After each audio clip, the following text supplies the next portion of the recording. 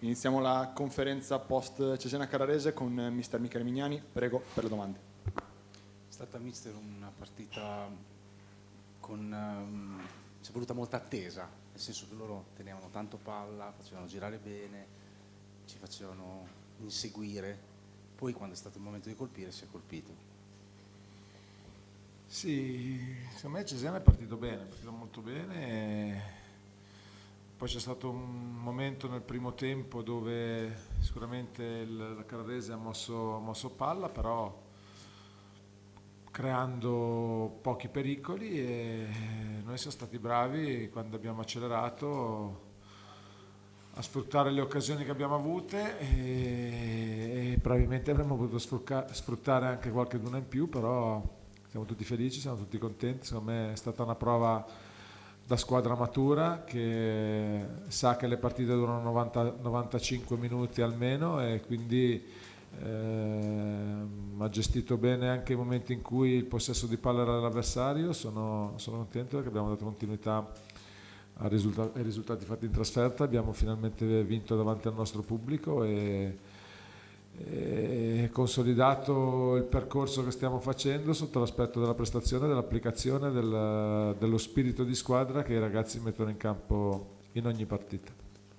Ecco, nel tabellino c'è ancora Spendi, c'è finalmente Berti, però questa è la vittoria, se mi consenti, anche dei Piacentini, dei Diao che entra nel gol, di Guidi che lo metti sempre dentro nei momenti più difficili, risponde, di ragazzi che magari hanno giocato meno, sei d'accordo? Sono d'accordissimo, mi offri come sempre un assist per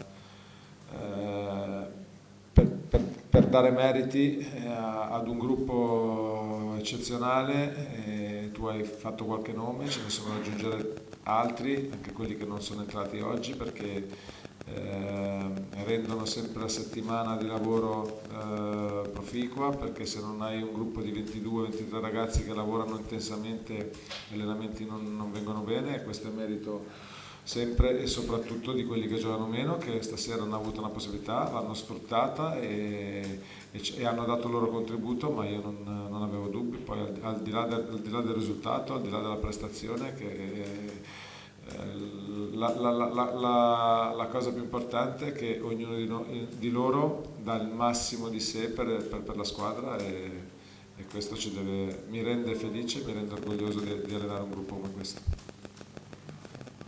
Buonasera mister, ti chiedo un giudizio sulla prestazione di Francesconi, considerato che in quel ruolo hai tanti giocatori che possono fungere dal primo minuto in corso.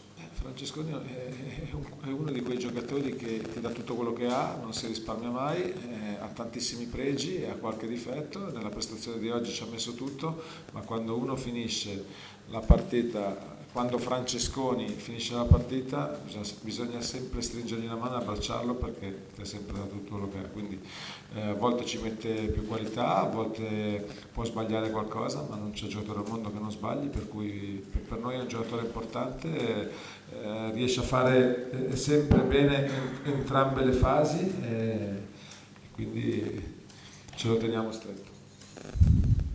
Buonasera mister, 10 giornate di campionato, secondo lei hanno espresso dei valori, o la sensazione è che forse c'è ancora qualcosa da vedere in questa Serie B?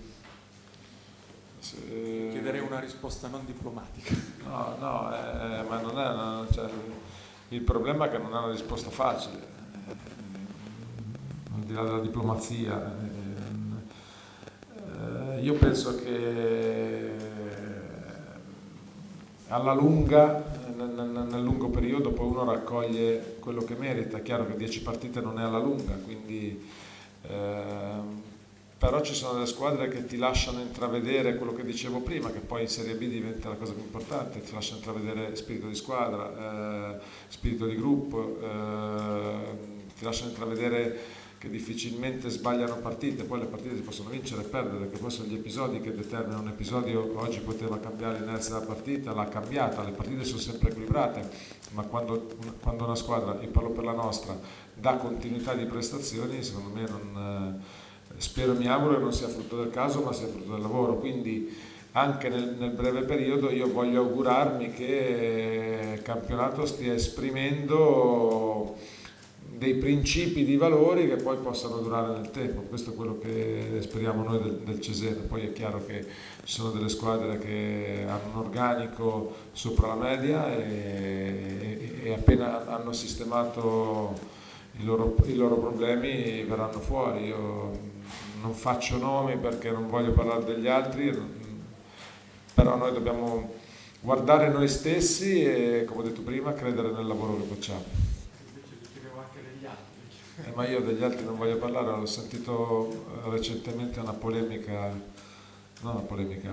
chiacchierata di un allenatore che ne citava un'altra squadra. Io stasera preferisco parlare di noi e non degli altri.